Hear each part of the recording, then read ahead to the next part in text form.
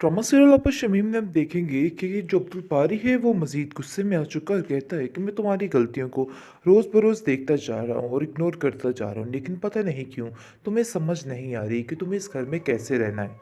अब तो देखो, हाथ जोड़कर मेरी बहन ने माफ़ी तुमसे मांग ली, लेकिन फिर भी तुमने अपनी ज़ुबान को इस तरह कड़वा ही रखा और आखिर उनके बारे में क्या क्या सोचती रहती हो। और वो तुम्हारा इतना करती हैं और तुम हो के तुम्हें समझ ही नहीं आ रही कि तुमसे कौन प्यार करता है और कौन नहीं करता है। जिस पर कश्यप साफ साफ अब्दुल बारी से कह देती है कि मुझसे ये दोगलापन, ये मुनाफकत नहीं हो सकती है। तुम्हारी बहन मुनाफकत कर रही है, यानी कि सही तरीके से वो बता भी नहीं सकती कि पीछे से उस औरत ने क्या प्लानिंग की है और किस महाज पर बैठी हुई है, क्योंकि उसे पता है कि अब्दुल बारी कभी भी उसकी बात का यकीन नहीं करेगा। बहरहाल बहुत कोशिश कर रही है बेचारी इस रिश्ते को निभाने की, लेकिन अब्दुल बारी उसकी एक बात नहीं सुन रहा, बल्कि कह रहा है कि जो आपा शमीम कह रही हैं वही सच है। आपा शमीम ने तो कसम खा ली है कि अब वो इस औरत को इस घर में सुकून से नहीं रहने देंगी। इसलिए आप देखेंगे किस किस तरीके से उसकी ज़िंदगी को अजीरन करने की कोशिश कर रही है और बार बार यही साबित करवाना चाह रही है कि कश्यप जो है उससे खुश नहीं है और उसको बार बार जलील और रुस्वा करती है। लेकिन ये बातें उसके दिल में बैठ चुकी हैं और अब्दुल बारी कहता है कि मैं तुम्हें इस चीज़ के लिए कभी माफ़ नहीं करूँगा। तुमने जो कुछ मेरी बहन के साथ किया है बहुत ही बदतर किया है, शायद इसकी माफ़ी तुम्हें नहीं मिल सकती। जिस पर वो कहती है कि जब इन सब बातों की असलियत खुलेगी तो फिर जाकर तुम्हें अंदाज़ा होगा कि तुमने क्या किया है और क्या नहीं किया है। बहरहाल कश्यप काफ़ी ज़्यादा परेशान है, लेकिन अपने घर वालों को इस बारे में भनक भी नहीं पड़ने दे रही, क्योंकि वो जानती है कि शमीम की बातों से तो वो ऑलरेडी वाकिफ़ है, लेकिन अब्दुल बारी के लिए उनके दिल में काफ़ी ज़्यादा भरम है और वो जानते हैं कि अब्दुल बारी कुछ भी गलत नहीं कर सकता है। इसलिए वो उनका ये मान नहीं तोड़ना चाहती, जिसकी वजह से खामोशी से हर बात को बर्दाश्त पे बर्दाश्त किए जा रही है और सोच रही है कि एक दिन सब कुछ ठीक हो जाएगा। क्लेम ज़्यादा ख़राब होते जाएँगे, लेकिन मुझे नहीं लगता कि आप लोगों के दिमागों में कुछ ठीक बात डर रही है। देखो अब्दुल बारी, तुम ही अकल कर जाओ, अगर उसको अकल नहीं आ रही, तुम्हें तो ख़्याल होना चाहिए कि ये सब कुछ क्या हो रहा है। ख़राब करने की कोशिश कर रही है। उसको कहती है कि ये लोग तो चाहते ही ये है कि तुम यहाँ से चली जाओ। ख़ास तौर पर ज़ुलेखा जच्ची सारा कुछ उसके दिमाग में डाल रही है और चाहती है कश्यप को बार-बार कि कश्यप इधर अकेली रह जाए। इसके अलावा उनका और कोई भी मकसद नहीं है। जिस पर कश्यप चिल्ला उठती है और कहती है कि आखिर आप लोग कैसी बातें कर रहे हैं। देखिए ऐसी कोई बात नहीं है, अगर ऐसा सोच रहे हैं तो सरासर बेवकूफ़ी है। मैंने ऐसा कुछ नहीं सोचा और ना ही मेरे घर वालों ने कुछ ऐसा सोचा है, बल्कि उन लोगों ने ही मुझे ज़बरदस्ती यहाँ पर भेजा है। इस बात के तो आप भी बड़े अच्छे तरीके से जानते हैं।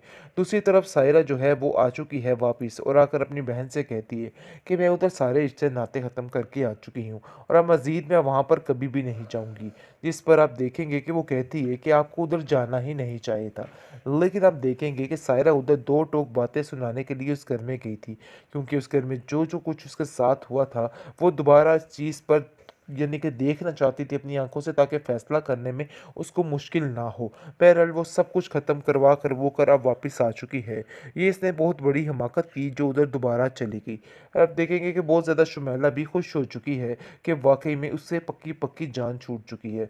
लेकिन कभी भी सायरा का ससुर ये बर्दाश्त नहीं करेगा कि वो लड़की इस घर में आए और शुमाइला को कतई इजाज़त नहीं देगा। वो ये रज़ा को साफ-साफ कह देता है कि देखो रज़ा, ये बात अपने दिमाग में अच्छे तरीके से बिठा लो। शुमाइला इस घर में कभी भी नहीं आ सकती और ना ही तुम आ सकते हो।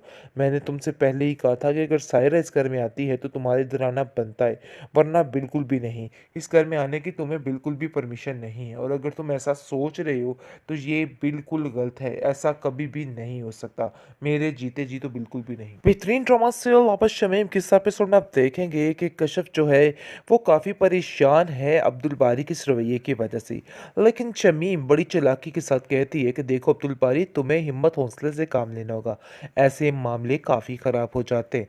यानी कि सारा कुछ कर करा के भी फिर भी अच्छी बनने की कोशिश कर रही है और ऐसा महसूस करवा रही है अब्दुल बारी को कि जैसे उसने कुछ किया ही नहीं और उस बेचारे की कोई गलती ही नहीं है। लेकिन आप देखेंगे कि कश्यप के दिल में ये सारी बातें रच बस गई हैं, क्योंकि वो जानती है कि मामले ठीक नहीं होने वाले।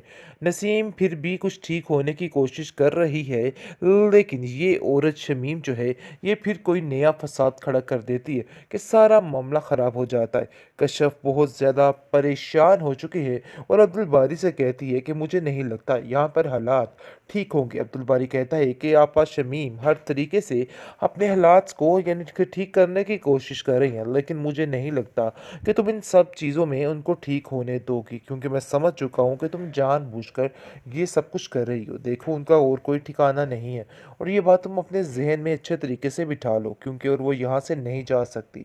ये बात सोचना बिल्कुल बेफिज़ूल है कि वो यहाँ से चली जाएँगी।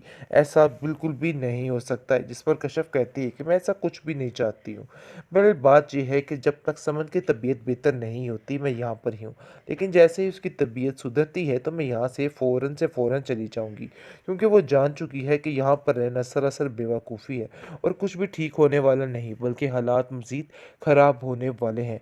ये उसको इस चीज़ का अंदाज़ा तो हो ही गया है। शमीम कहती है कि आखिर तुम्हें कैसा लगा मुझसे मुकाबला करके? देखो मैंने तुम्हें पहले ही कहा था कि मेरे साथ ये सारे मुकाबले करने की कोई भी ज़रूरत नहीं है, क्योंकि अगर तुम ऐसा करोगी तो बहुत सख्त नुकसान उठाओगी और देख लो ऐसा ही हुआ है। आज तुम्हें ही नुकसान है और तुम गहरे नुकसान में खड़ी हो।